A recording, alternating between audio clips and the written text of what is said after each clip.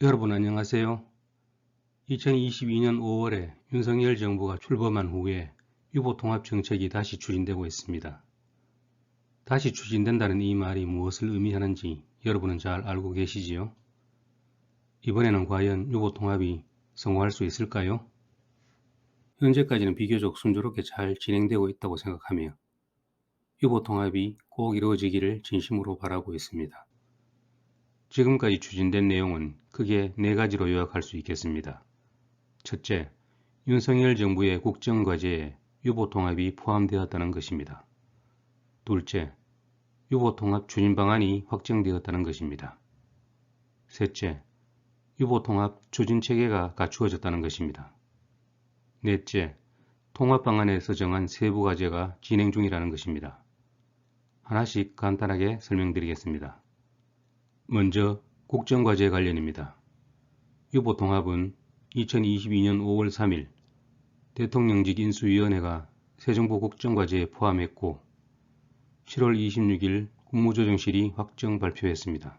대한민국 정부 수립 이후 지금까지 유보통합 정책이 추진된 적은 있었지만 새 정부 국정과제에서부터 명문화된 것은 이번이 처음입니다. 그만큼 추진 의지가 강하다고 봐야 되겠지요.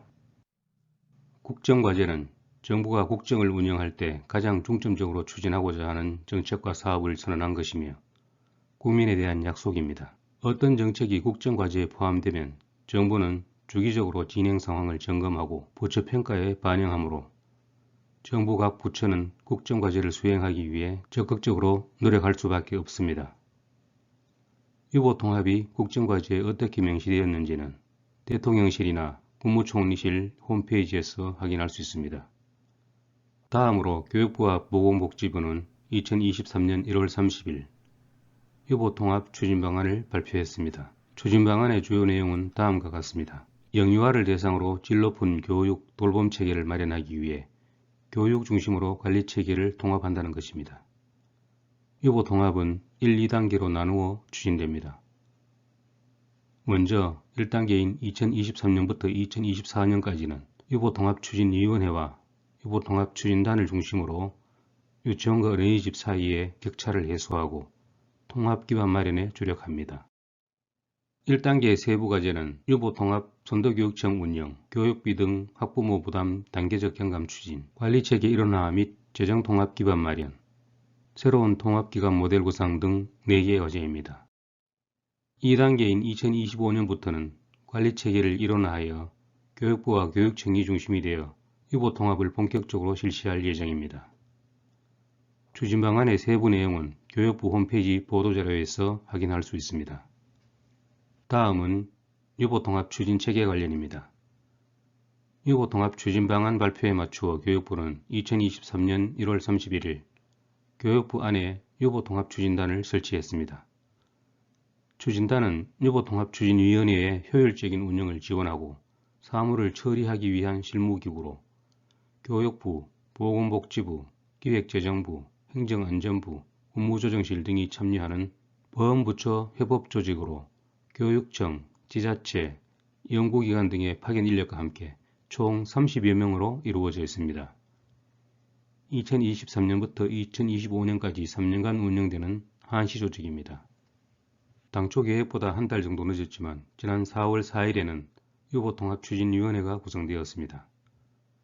유보통합추진위원회는 유보통합과 관련된 주요 정책의 수립과 조정, 이해관계자 의견 수렴, 현황 조사에 관한 사항 등을 심의하는 기구입니다. 위원장은 교육부총리이고 위원은 위원장을 포함한 정부위원 6명, 위촉위원 19명, 특별위원 1명 등 모두 26명입니다. 위원회는 같은 날 1차 회의를 개최하였습니다.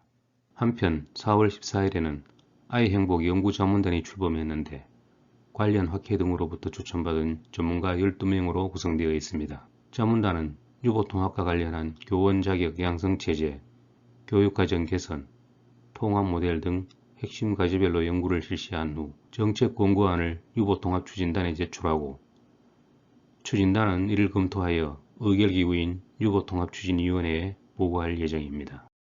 마지막으로 유보통합 추진방안의 세부과제 진행 상황입니다. 교육부는 3월 13일 2025년 유보통합 본격 시행에 앞서 유치원과 어린이집 간 교육과 돌봄 격차 완화를 위한 과제를 수행하는 선도교육청을 선정하겠다고 발표했습니다. 선도교육청은 지역을 중심으로 지역의 자원을 활용하여 유치원과 어린이집이 제공하는 교육과 돌봄의 격차를 완화하고 지위를 높이는 과제를 선제적으로 시행하는 시도교육청을 말합니다. 교육부가 계획을 설명하고 안내하였으므로 희망하는 시도교육청은 4월 말까지 운영계획서를 제출하고 5월에 선도교육청으로 선정되면 사전 준비를 거쳐 금년 하반기부터는 본격적으로 운영될 예정입니다. 제가 이 채널을 통해 여러분께 말씀드리고자 하는 내용은 대략 다음과 같습니다. 먼저 정부가 발표하는 유보통합정책의 내용을 주기적으로 해설할 예정입니다. 그 다음으로 새로 발표되는 정부 정책이 없다면 우리나라 영유아 정책의 역사를 소개하고자 합니다. 그동안 유치원과 어린이집이 어떻게 변화하고 발전해 왔는지, 특정 주제와 관련하여 유아교육 정책과 보육 정책이 어떻게 진행되었는지 하나하나 소개할 예정입니다. 유치원과 어린이집, 유아교육과 보육, 유아교육 정책과 보육 정책은 최대한 중립적이고 균형된 관점에서 설명하고자 합니다. 정부의 유보통합 정책과 우리나라 영유아 정책의 역사를 알아보는 과정에서 여러분은 사회 문제가 어떻게 정부 정책으로 채택되고 발표되는지, 정책을 집행한 결과는 어떠한지를 이해할 수 있을 것입니다. 또 정책과 법령은 어떤 관계가 있는지, 국회 회의록, 정부 정책, 법령을 비롯한 각종 자료는 어디에서 어떻게 찾는 게 효과적인지를 터득하게 될 것입니다. 이 채널을 계기로 여러분과 적극 소통하며 함께 성장하고 발전하고 싶습니다. 재미있게 봐주시고 유익하다고 생각하시면 구독과 좋아요, 댓글 부탁드립니다. 감사합니다.